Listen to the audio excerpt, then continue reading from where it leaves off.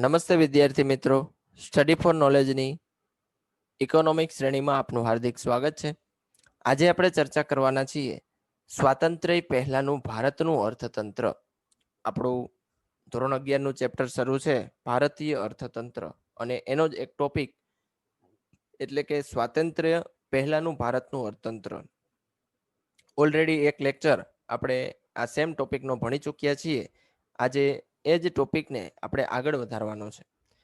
આપણે અગાઉ ચર્ચા કરેલી હતી કે ભારત દેશના અર્થતંત્રમાં વેગ ક્યારથી પકડાયેલો છે. શરૂઆતના સમયની અંદર આપણું અર્થતંત્ર કેવા પ્રકારનું હતું અને હાલમાં આપણું અર્થતંત્ર કેવા પ્રકારનું છે.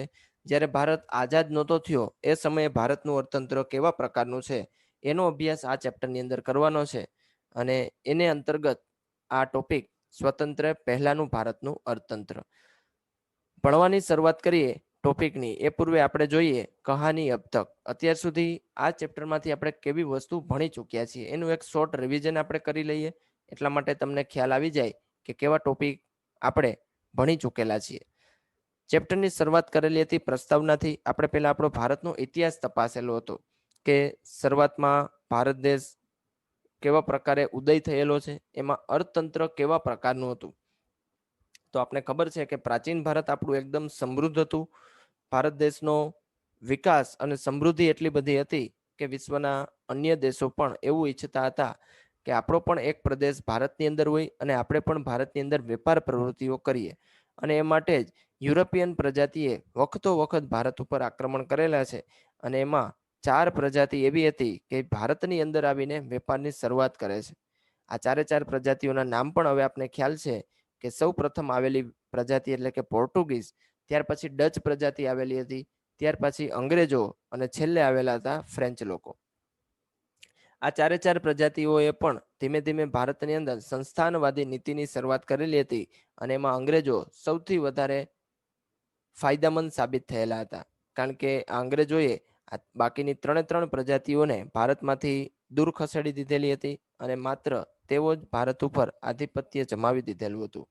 અને આપને ખ્યાલ છે કે અંગ્રેજોના ચુંગાલમાં આવ્યા પછી અંગ્રેજોએ ભારત દેશ ઉપર 200 વર્ષ સુધી રાજ કરેલું છે. અને જે સમૃદ્ધ સંપત્તિ ભારત દેશની ગણાતી હતી એનો પણ ઘણી બધી લૂંટફાટ અંગ્રેજો દ્વારા કરવામાં આવેલી હતી. આ સમયગાળાને પણ આપણે 2 વિભાગની અંદર વહેંચેલો હતો. જેમ કે અંગ્રેજ શાસનની શરૂઆત દેશની અંદર થયેલી હતી 1757ના પ્લાસીના યુદ્ધ બાદ. તો 1757 થી 1857 સુધી જે સમયગાળો હતો, 1858, એ સમયગાળોને આપણે ઈસ્ટ ઇન્ડિયા કંપનીના શાસન તરીકે ગણેલો હતો. કારણ કે અંગ્રેજો ઈસ્ટ ઇન્ડિયાની કંપનીની સ્થાપના કરીને જ ભારત દેશની અંદર આવેલા હતા. અને આ જ કંપની વેપાર પ્રવૃત્તિઓ કરતી હતી. પરંતુ વેપારની સાથે સાથે હવે દેશની અંદર રાજ કરવાનું પણ શરૂ કરેલું હતું. તો 1757 થી લઈને 1858ની અંદર ભારત દેશની અંદર સ્વાતંત્ર્ય સંગ્રામ, પ્રથમ આપણે વિપ્લવ કહી છીએ, એ થયેલો હતો. અને ત્યાર પછીથી આ ઈસ્ટ ઇન્ડિયા કંપનીનું શાસન જે હતું એ બ્રિટિશ સંસદ હવે ડાયરેક્ટ ભારત ઉપર રાજ કરવાની શરૂઆત કરે છે. એટલે 1858 થી લઈને 1947 સુધીના સમયગાળાને આપણે બ્રિટિશ શાસન તરીકે ઓળખીએ છીએ. અને આ શાસન દરમિયાન વાઇસરોયઝ છે એ ભારતનું આખું સંચાલન કરતા હતા. તો આવો હતો આપણો થોડો ઘણો ઇતિહાસ. પછી આપણે પ્રાચીન ભારતની વાત કરેલી હતી કે પ્રાચીન ભારતની અંદર આપણે કેવા પ્રકારનું અર્થતંત્ર ધરાવતા હતા. તો આપણે જોયું હતું કે પ્રાચીન ભારતના લોકો છે એ ખેતી, ઉદ્યોગ અને સેવા, આ 3 ક્ષેત્રમાંથી રોજગારી પણ મેળવતા હતા અને આવક પણ એની સારા એવી પ્રમાણમાં હતી. પ્રાચીન ભારતની અંદર જ જ્યારે ઔરંગઝેબ સમયની વાત કરીએ તો એ સમયે આપણી રાષ્ટ્રીય આવક છે એ કંઈક 10 કરોડ પાઉન્ડ જેટલી હતી. બરાબર, આ સમયગાળો એટલે આમ જોવા જઈએ તો 1700 સાલનો સમયગાળો, બરાબર, 1700મી સાલ. અને એ સમયે રાષ્ટ્રીય આવક આપણી 10 કરોડ પાઉન્ડ જેટલી હતી. તો એ ઘણી બધી મોટી રકમ ગણી શકીએ. તો આટલો બધો સમૃદ્ધ આપણો દેશ હતો, તેમ છતાં અત્યારે ગરીબી, બેરોજગારીનો સામનો કરતો જોવા મળે છે. એનું કારણ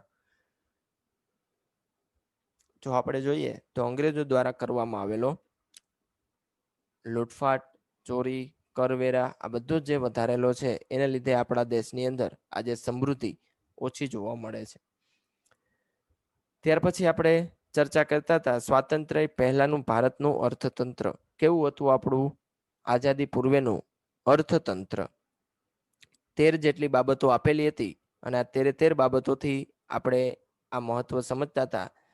અને 13 બાબતને યાદ રાખવા માટે આપણે એક સૂત્ર પણ બનાવેલું હતું. સૂત્ર કંઈક આ પ્રમાણે છે: મારે બેજ સામું આવી હસ્તકરમ ખેતી ઉદ્યોગ. બરાબર, આ સૂત્ર જો તમે યાદ રાખશો તો તમે જે 13 બાબત બુકની અંદર આપેલી છે એ એકદમ સરળતાથી સમજી શકશો. કારણ કે આ 5 માર્કની અંદર પ્રશ્ન પૂછાય તો આ બધી જ બાબતો આપણે લખવી પડે છે અને આ બધી જ બાબતો એમનેમ યાદ રાખવી ખૂબ જ અઘરી પડે. પરંતુ આ જ બાબતનું જો સૂત્ર બનાવી લેવામાં આવે તો ખૂબ જ સરળતાથી બધી જ વસ્તુ તમે યાદ રાખી શકો. સૂત્ર બનાવવામાં એક વસ્તુ ખાસ ધ્યાનમાં રાખવાની, જ્યારે 2 અક્ષર આપણે સૂત્રમાં સાથે રાખેલા હોય એની નીચે અંડરલાઈન કરી લેવી, જેથી આપને ખ્યાલ આવે કે સૂત્રની અંદર જ્યારે પણ લખવાનું થાય તો આ બંને શબ્દને આપણે સાથે રાખવાના છે. જેમ કે આ સૂત્રમાં મેં હસ્ત, કર, ખેતી અને ઉદ્યોગ આને આપણે સાથે રાખેલા છે સૂત્રમાં. તો આ નીચે જો અંડરલાઈન કરેલી હોય તો મને ખ્યાલ આવે કે કર સાથે છે અને કર ઉપરથી આપણે કંઈક સેન્ટેન્સ બનાવવાનું છે. નહીતર થશે એવું કે તમે કરમાંથી કને પણ અલગ કરશો અને રને પણ અલગ કરશો તો ક ઉપરથી કંઈક નવું સેન્ટેન્સ બનાવશો અને ર ઉપરથી પણ તમે કંઈક નવું ન જોતું સેન્ટેન્સ બનાવી લ્યો.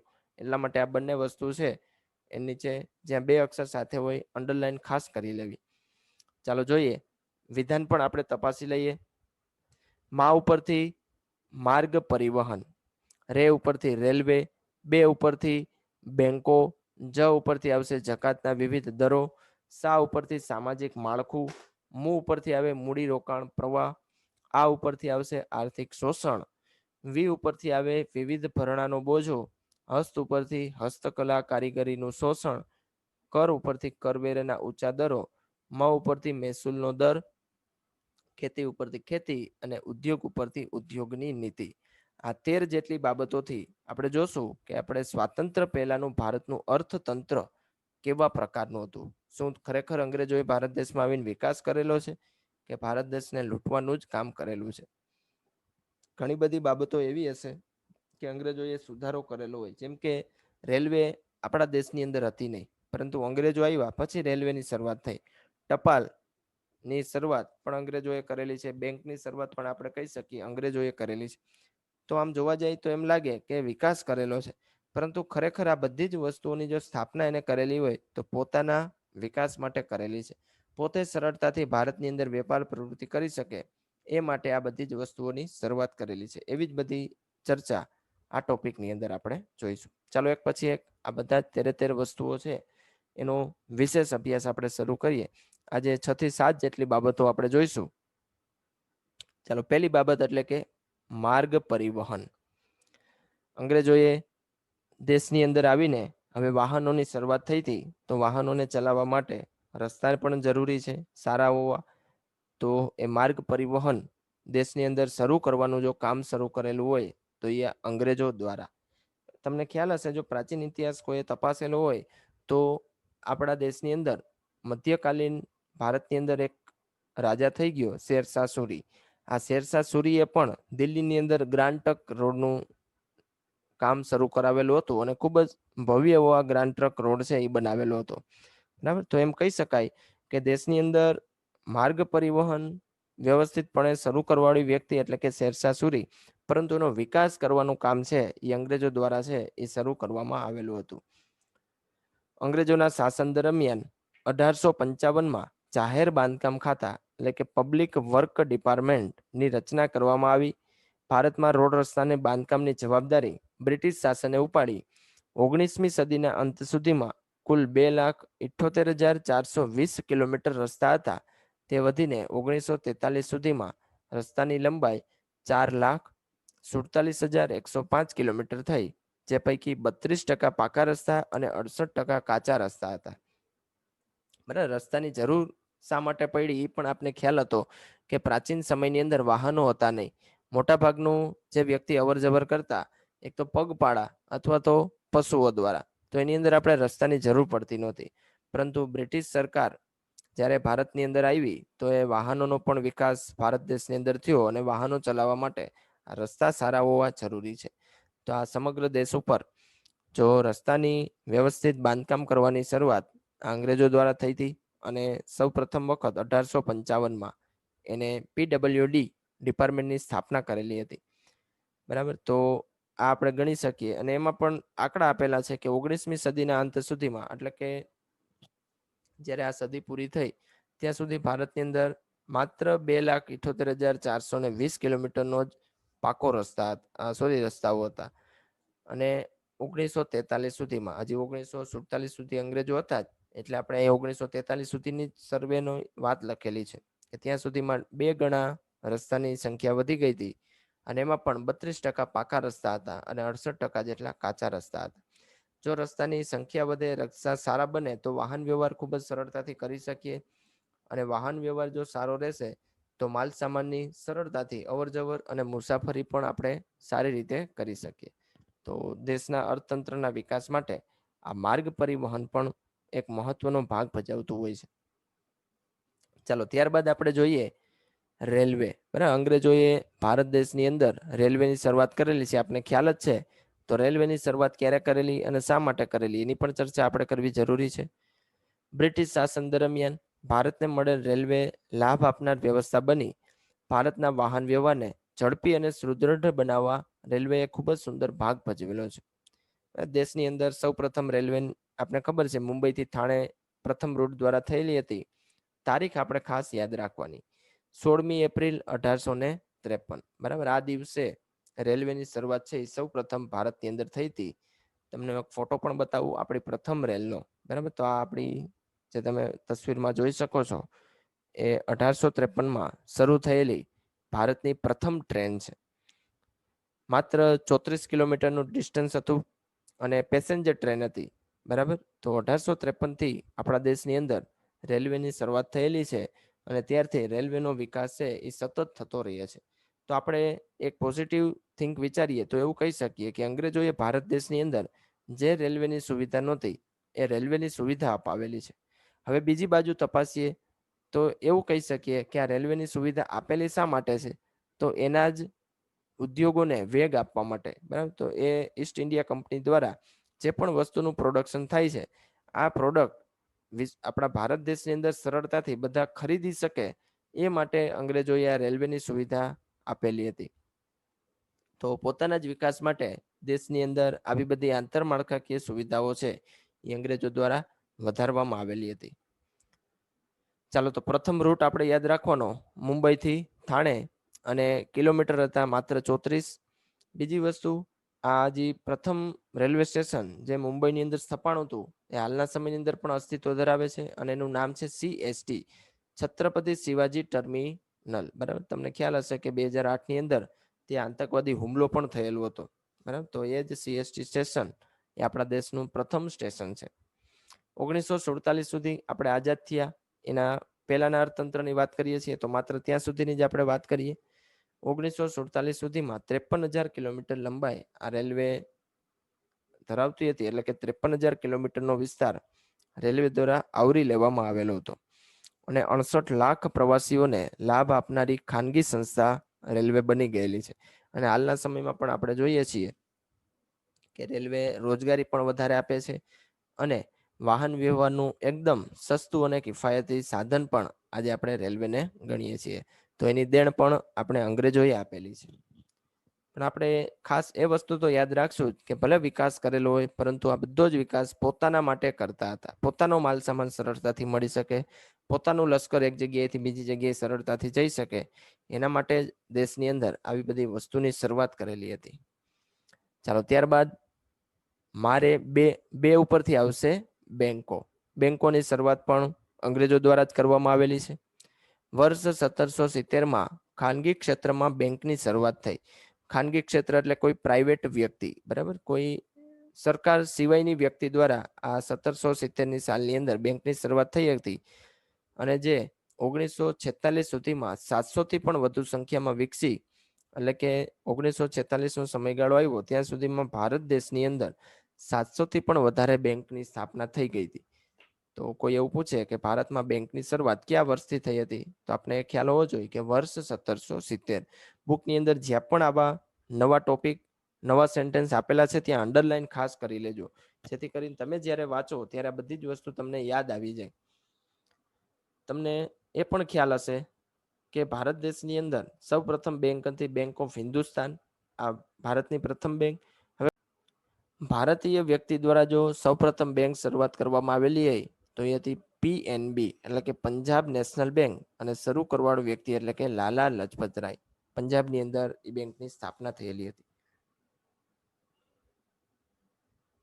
ચાલો, અહીંયા RBI ની પણ વાત લખેલી છે. ભારતની મધ્યસ્થ બેંક એટલે કે RBI, એની શરૂઆત 1935 ની અંદર કરવામાં આવેલી હતી અને તારીખ હતી 1 એપ્રિલ 1935. બરાબર, તો 1 એપ્રિલ 1935 ના દિવસથી ભારતની અંદર RBI ની સ્થાપના થયેલી હતી. ધોરણ 12 ની અંદર તમારે RBI ભણવામાં આવશે ત્યારે આપણે એની વિશેષ ચર્ચા કરીશું. અત્યારે આપણે તારીખ ખાસ યાદ રાખીશું, 1 એપ્રિલ 1935. આની પણ સ્થાપના એ અંગ્રેજો દ્વારા કરવામાં આવેલી હતી. ચાલો, તો આ થઈ ગયું મારે બે ઉપરથી બેંક. જ ઉપરથી હવે આવશે જકાતના વિવિધ દરો. જકાત એટલે કે કોઈ વસ્તુ અથવા તો એક જગ્યાએથી માલ સામાન બીજી જગ્યાએ લઈ જવો હોય તો સરકાર દ્વારા ટેક્સ લગાડવામાં આવતો હોય એને કહેવામાં આવે છે જકાત. તો જકાતના જુદા જુદા દર પણ ભારતની અંદર અસ્તિત્વ ધરાવતા હતા. એમાં અંગ્રેજો પોતાનો જે માલ સામાન હોય એની અંદર ઓછી જકાત લગાડતા હતા, જ્યારે ભારતીયનો કોઈ પણ માલ સામાન હોય એની અંદર જકાતના દર છે એ વધારે પ્રમાણમાં હતા.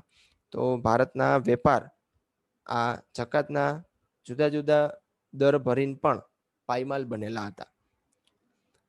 આયાત અને નિકાસ થતી વસ્તુઓ પર જે કરવેરો નાખવામાં આવે તેને જકાત કહેવામાં આવે છે. તો 1 માર્કની અંદર વ્યાખ્યા લખવી હોય તો આપણે આ પ્રમાણે લખી શકીએ. વ્યાખ્યા નીચે અંડરલાઈન ખાસ કરી લેજો બુકમાંથી. આયાત અને નિકાસ આ બંને શબ્દ આવેલા છે, તો આપણે એનો પણ ખ્યાલ હોવો જોઈએ કે આયાત કોને કહેવાય, નિકાસ કોને કહેવાય.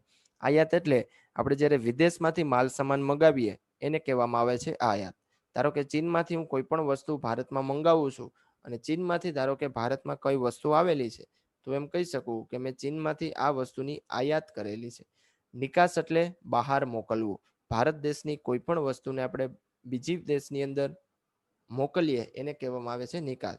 ધારો કે ભારતમાંથી બનતી જ વસ્તુ એને મેં ચીનની અંદર વેચેલી છે તો આને મેં કરેલું કહેવાય નિકાસ. તો જ્યારે આયાત કરવું હોય અને નિકાસ કરવી હોય ત્યારે તમારે થોડો ઘણો ટેક્સ ભરવો પડે છે. આ ટેક્સને કહેવામાં આવે છે જકાત. સમજો કઈ રીતે આયાત જકાત દ્વારા ભારત દેશના ઉદ્યોગોની પડતી થયેલી છે.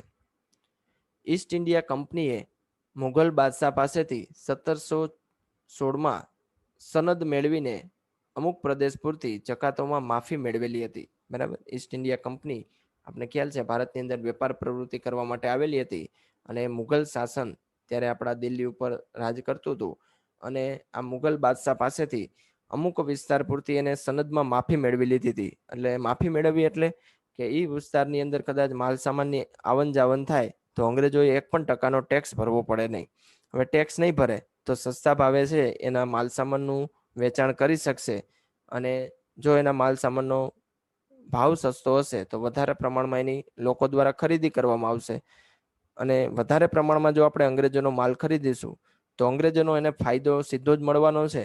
બીજું નુકસાન આપને એ થશે કે આપણે તો જકાત ભરવાની જ હતી એટલે આપણે સસ્તા ભાવે કોઈ વસ્તુ વેચી શકશું નહીં અને આપણા સ્થાનિક ઉદ્યોગો છે એ ધીમે ધીમે પડતા જોવા મળશે. જો આમાં એક્ઝામ્પલ જ એ પ્રમાણે આપેલું છે તેનાથી વિરુદ્ધ ભારતીય વેપારીઓને વિવિધ પ્રદેશની જકાત ભરવી પડતી હતી. એટલે આપણે જકાત છે ટેક્સ વધારે પ્રમાણમાં ભરવો પડતો હતો. દાખલા તરીકે ભારતના સુતરાઉ કાપડની નિકાસ પર 15% જકાત અને બ્રિટનથી આવતા સુતરાઉ કાપડની માત્ર 2.5% જકાત. તો બ્રિટિશરોએ ઓછા પ્રમાણમાં ટેક્સ ભરવો પડતો હતો, જ્યારે આપણા ભારતીયોએ વધારે પ્રમાણમાં એટલે કે બ્રિટિશ કરતા 6 ગણો ટેક્સ આપણે વધારે ભરવો પડતો હતો. આ ભેદભાવ ભરી જકાત નીતિએ ભારતના સુતરાઉ કાપડના ઉદ્યોગને બરબાદ કર્યો. આમ આવી નીતિથી સમગ્ર ઉદ્યોગની પડતી જોવા મળે છે. એક સમયે આપણો ભારતીય ઉદ્યોગ એ વિશ્વની અંદર ટોચ નંબરે હતો. આપણા જેવા સુતરાઉ કાપડ વિશ્વના બીજા દેશો બનાવી શકતા નહોતા, પરંતુ અંગ્રેજોએ આવીને જે જકાતની અંદર સુતરાઉ કાપડ ઉપર દર વધારે પ્રમાણમાં કરી દીધો તો હવે વેપારીઓને જકાત ભરવી પણ પોસાતી નહોતી અને એનો માલ સામાન ઓટોમેટિક મોંઘો બની ગયો અને હવે બજારની અંદર આપણા જ સ્થાનિક ઉદ્યોગોનો માલ સામાન છે એ વેચાતો ઓછો થઈ ગયો, એટલે પ્રોડક્શન આપણે ઓછું કરવું પડ્યું. એની સામે ફાયદો અંગ્રેજોને એ મળેલો કે એને જકાત ઓછી ભરવી પડે, એનો માલ સામાન સસ્તો થઈ ગયો. અને આપણે પણ મેન્ટાલિટી એ જ પ્રકારની હોય છે, સસ્તો માલ આપણે પહેલા ખરીદતા હોય છે. તો આ નીતિનો ફાયદો અંગ્રેજોને વધારે પ્રમાણમાં થયો અને અંગ્રેજોનો ઉદ્યોગો વેગવંતા બન્યા અને ભારતીય ઉદ્યોગ છે એની પડતીની શરૂઆત થઈ ગઈ. તો જકાતના વિવિધ દરો આઝાદી પૂર્વે લગાડીને અંગ્રેજોએ આપણા ઉદ્યોગને પાયમાલ બનાવી દીધેલા હતા. ત્યારબાદ આપણે જોઈએ સામાજિક માળખું. જો અંગ્રેજોએ ભારતની અંદર આવીને કોઈ એક સારું કામ કર્યું હોય તો એ છે સામાજિક માળખાની અંદર સુધારો. જેમ કે શરૂઆતની અંદર બાળકીને દૂધ પીતી કરવી, સતી પ્રથા, આવા ઘણા બધા કુરિવાજો હતા. તો એ બધો ઘટાડવાની અંદર અંગ્રેજોનો મહત્વનો ફાળો છે. વિલિયમ બેન્ટિંગ, આપણે નામ સાંભળેલું જ હશે. આ વિલિયમ બેન્ટિંગે ભારતની અંદર આવીને આવી અસામાજિક પ્રવૃત્તિ છે એની ઘણી બધી રોકેલી છે.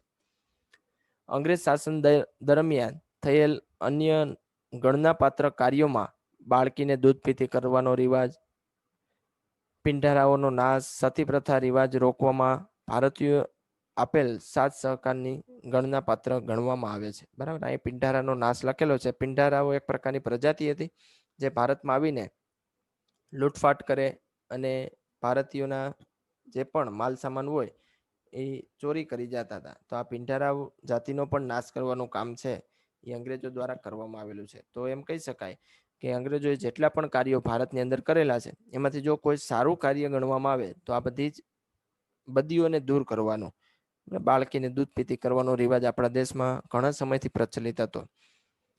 પછી સતી પ્રથા, તો પતિના મૃત્યુ બાદ પત્નીએ ફરજિયાત મરી જવું પડે, આવો પણ ખરાબ રિવાજ આપણા ભારત દેશની અંદર હતો. તો આ બધી જ વસ્તુ એ અંગ્રેજો દ્વારા દૂર કરવામાં આવેલી હતી, જેને ફાયદો આપણા ભારતના અર્થતંત્રને પણ મળેલો હતો. તો આ એક સારું કાર્ય છે એ અંગ્રેજો દ્વારા કરવામાં આવેલું હતું. મારે બે જ સામું, હવે આવશે મું અને મું ઉપરથી આવે છે મૂડી રોકાણનો પ્રવાહ. બરાબર, દેશની અંદર જેટલું પણ મૂડી રોકાણ થતું હતું એનો ફાયદો સીધો જ અંગ્રેજોને મળતો હતો. બાકી ખરેખર એવું થવું જોઈએ કે દેશની અંદર મૂડી રોકાણ થાય તો એ રૂપિયો દેશની અંદર જ રહેવો જોઈએ. પરંતુ દેશમાં અંગ્રેજોએ એવા પ્રકારના ઉદ્યોગ નીતિ વાપરેલી હતી કે દેશમાં જેટલા ઉદ્યોગોની સ્થાપના થાય અને જે નફો થાય એ નફાનો સીધો જ લાભ બ્રિટનને થતો જતો હતો. બરાબર, તો આ પ્રકારનું મૂડીરોકાણ છે એ અંગ્રેજો દ્વારા કરવામાં આવેલું હતું. એટલા માટે એક સમયના આપણા ભવ્ય અને સંપત્તિ સભર ભારતના ઉદ્યોગો પડી ભાંગવા મંડેલા હતા. બ્રિટિશ શાસન દ્વારા ભારતની અને બ્રિટનની જે મૂડીનું રોકાણ કરવામાં આવ્યું તેની દિશા બ્રિટન તરફી અને ભારત વિરોધી રાખવામાં આવી. એટલે કે આ મૂડી રોકાણથી ભારત પર અંગ્રેજોનું સામ્રાજ્ય કાયમ રહે અને બ્રિટિશ અર્થતંત્રને તેનો સઘળો લાભ મળે તેવું પ્રયોજન કરવામાં આવેલું હતું. બરાબર, એટલે કે એવા પ્રકારનું અંગ્રેજો દ્વારા મૂડી રોકાણ થતું હતું કે જેનાથી માત્ર ને માત્ર ફાયદો અંગ્રેજોને જ મળે, નહીં કે ભારતીયોને. એક એક્ઝામ્પલ દ્વારા આપણે સમજીએ. દાખલા તરીકે રસ્તા અને રેલવે પાછળ થયેલું જંગી મૂડીરોકાણ. બરાબર, રસ્તા અને રેલવે ઉપર હમણાં મેં અગાઉ જ તમને વાત કરી કે બ્રિટિશ સરકારોએ ઘણું બધું મૂડીરોકાણ કર્યું હતું. બરાબર, દેશમાં રાજ કરવાનું શરૂ કર્યું એટલે સૌ પ્રથમ એને રસ્તા અને રેલગાડીની સુવિધા છે એ ભારત દેશની અંદર શરૂઆત કરી. તો કોઈક વ્યક્તિ વિચારે તો એમ લાગે કે વાહ, અંગ્રેજોએ ભારત દેશની અંદર આવીને જે ભારત દેશ પાસે સમૃદ્ધિ નહોતી, જે ભારત દેશ પાસે સારા રસ્તા નહોતા, રેલવે નહોતી, એની શરૂઆત કરાવી દીધી.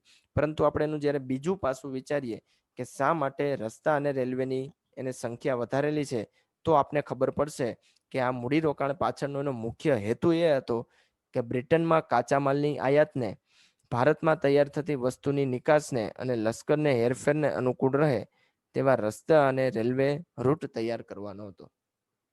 બરાબર, તો આના દ્વારા આપણે સમજી શકીએ કે રસ્તા અને રેલવે એને બનાવેલા છે એની પાછળ 100% એનો જ ફાયદો હતો. બરાબર, એનું લશ્કર એક જગ્યાએથી બીજી જગ્યાએ સરળતાથી પહોંચી શકે તો આપણી જે પણ આંદોલન ભારત દેશની અંદર બ્રિટિશ વિરોધી થતા હતા એ આપણે અંગ્રેજો દ્વારા રોકી શકાય. અંગ્રેજો બ્રિટનની અંદર ભારતમાં જે પણ કાચો માલ બનતો હતો એ ખૂબ જ સસ્તા ભાવે ખેડૂતો પાસેથી લૂંટેલો માલ સામાન સરળતાથી બ્રિટનની અંદર પહોંચાડી શકે એ માટે રેલવેની શરૂઆત કરેલી હતી. તો આયાત ઝડપથી થઈ શકે, નિકાસ સરળતાથી થઈ શકે એ માટે એને રેલવે અને રોડ રસ્તાની શરૂઆત કરેલી હતી. તદુપરાંત રેલવે માટેના ઉચ્ચ તજજ્ઞો અને અધિકારીઓને બ્રિટનથી ઊંચા દરે ભારતમાં લાવવામાં આવેલા. બરાબર, તો રેલવેની શરૂઆત કરી તો ભારત પાસે પણ એવા ઘણા બધા વ્યક્તિઓ હતા કે જે રેલવેનું જ્ઞાન ધરાવતા હતા. તેમ છતાં ભારતના જ રૂપિયે બ્રિટનથી ખૂબ જ મોંઘા પગારે આ તજજ્ઞોને લાવવામાં આવેલા હતા. બ્રિટને શિક્ષણ પાછળ મૂડીરોકાણ કરી બ્રિટિશ સરકારને અનુકૂળ એવા કારકુનો મળી રહે તેવું શિક્ષણ આપતું મૂડીરોકાણ ખર્ચ કરવામાં આવ્યું અને આ તમામ મૂડીરોકાણ ખર્ચને ઊંચા વ્યાજ દરે બ્રિટનમાંથી મૂડી લાવી ગોઠવવામાં આવ્યું અને તેનો સમગ્ર બોજો ભારતના માથે જ લાદવામાં આવેલો હતો. આ પણ એક વસ્તુ સમજવી જોઈએ કે આપણા દેશની અંદર અંગ્રેજી શિક્ષણ શરૂઆત કરેલી હતી બ્રિટિશરોએ. અંગ્રેજી શિક્ષણ હાલના સમયની અંદર તો સારું જ છે, પરંતુ બ્રિટિશરોએ ભારતીયોનો વિકાસ થાય એ માટે કાંઈ અંગ્રેજી શિક્ષણ એને મૂકેલું નહોતું. અંગ્રેજી શિક્ષણ માત્ર એટલા માટે મૂકેલું હતું કે બ્રિટિશ કંપની જે પણ ભારતની અંદર અસ્તિત્વ ધરાવે છે, આ બ્રિટિશ કંપનીની અંદર કામ કરી શકે એવા કારકુનો તૈયાર થાય. અહીંયા શબ્દ વાપરેલો છે કારકુનો, કારણ કે આવી મોટી કંપનીની અંદર ઉચ્ચ અધિકારીઓ જે પણ અસ્તિત્વ ધરાવતા હતા એ બધા તો બ્રિટનના હતા. જે સામાન્ય નોર્મલ કામ કરવું પડે એ બધું કામ છે એ ભારતીય વ્યક્તિ દ્વારા કરવામાં આવતું હતું અને આ ભારતીય વ્યક્તિને અંગ્રેજી શીખવાડી દેવામાં આવે જેથી કરીને આ જ બધી કંપનીની અંદર સરળતાથી કામ કરી શકે. તો અંગ્રેજી શિક્ષણ દાખલ કરવા પાછળનો હેતુ પણ અંગ્રેજોનો એ જ હતો કે ભારતમાંથી સરળતાથી કારકુનો પેદા થઈ શકે. પછી આ શિક્ષણની શરૂઆત કરવા માટે રૂપિયાની પણ જરૂર ઘણી બધી પડે.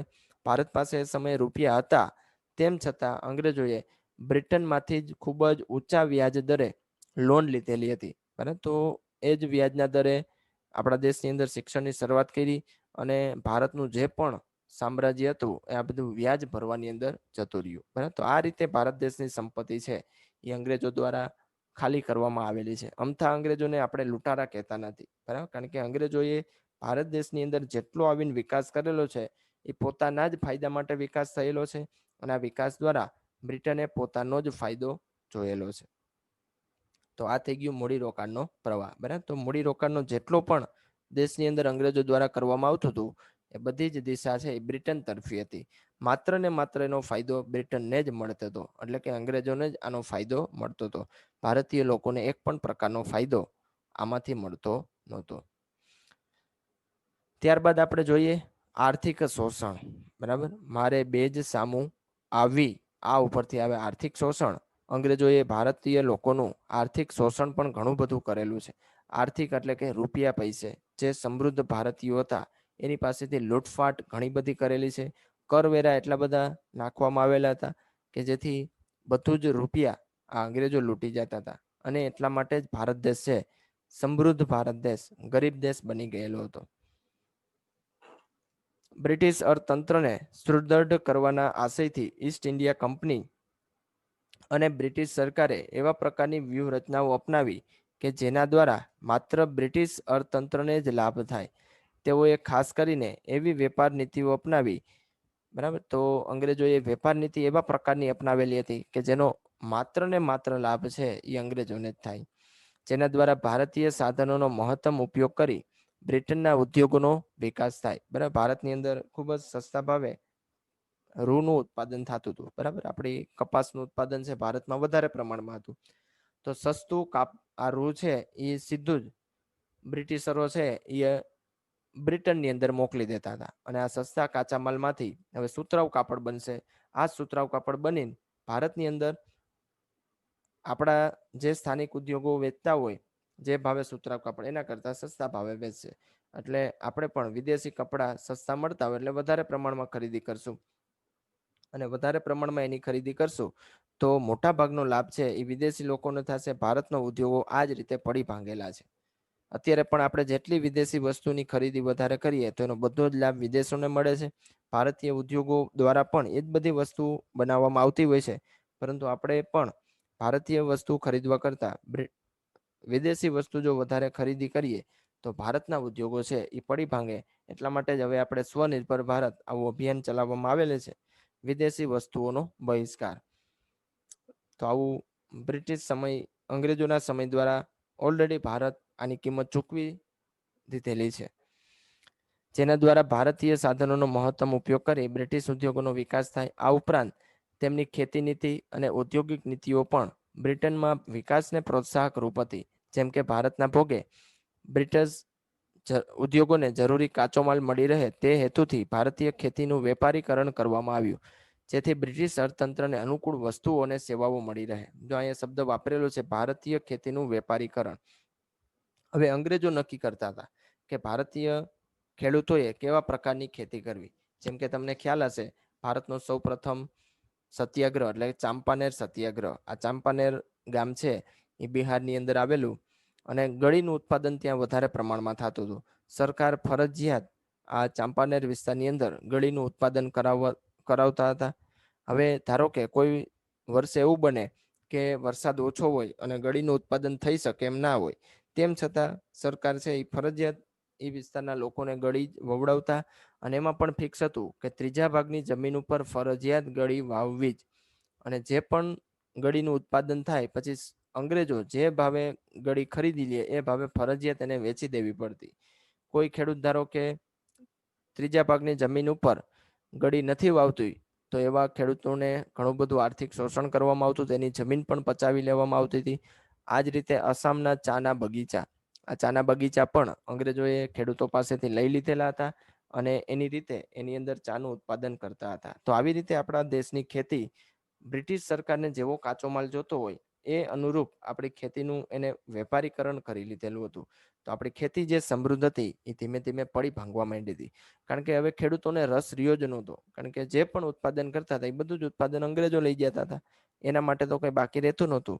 એટલે ધીમે ધીમે ખેડૂતોએ ખેતી કરવાનું બંધ કરી દીધું, અને આપણા દેશની ખેતી છે એ ધીમે ધીમે પડતી જાય છે. તો આ રીતે અંગ્રેજોએ ભારત દેશની અંદર આવીને આર્થિક શોષણ કરેલું છે. હજી આવી ઘણી બધી બાબતો છે. આજના લેક્ચરમાં આપણે અહીંયા સુધી રાખીએ છીએ. જે પણ હજી 7 જેટલી બાબતો આપણે ભણવાની બાકી છે એ આપણે આના પછીના લેક્ચરની અંદર જોશું. આજે જે ટોપિક આપણે ભણેલા છીએ એ ટોપિકને રિલેટેડ આપણે ક્વેશ્ચન ઓફ ધ ડે પણ જોઈ લઈએ, જેથી કરીને તમને ખ્યાલ આવે કે આજના લેક્ચરમાંથી તમને કેટલી વસ્તુ યાદ રહેલી છે. ચાલો, પહેલો ક્વેશ્ચન, જકાત એટલે શું? હમણાં જ આપણે જોયું હતું જકાતની વ્યાખ્યા, તો તમારે મને કોમેન્ટમાં જણાવવાનું છે જકાત કોને કહેવાય. અને બીજો ક્વેશ્ચન છે, આરબીઆઈની સ્થાપના ભારતની અંદર ક્યારે થયેલી હતી? બરાબર, આ તારીખ પણ તમારે મને જણાવવાનું છે. આજનો લેક્ચર કરીએ છીએ આપણે પૂર્ણ. જ્યારે પણ આપણે મળશું હવે પછી, ત્યારે બાકીની જે પણ ટોપિક આપણે બાકી રહ્યા છે એની વિશેષ ચર્ચા કરીશું. Thank you.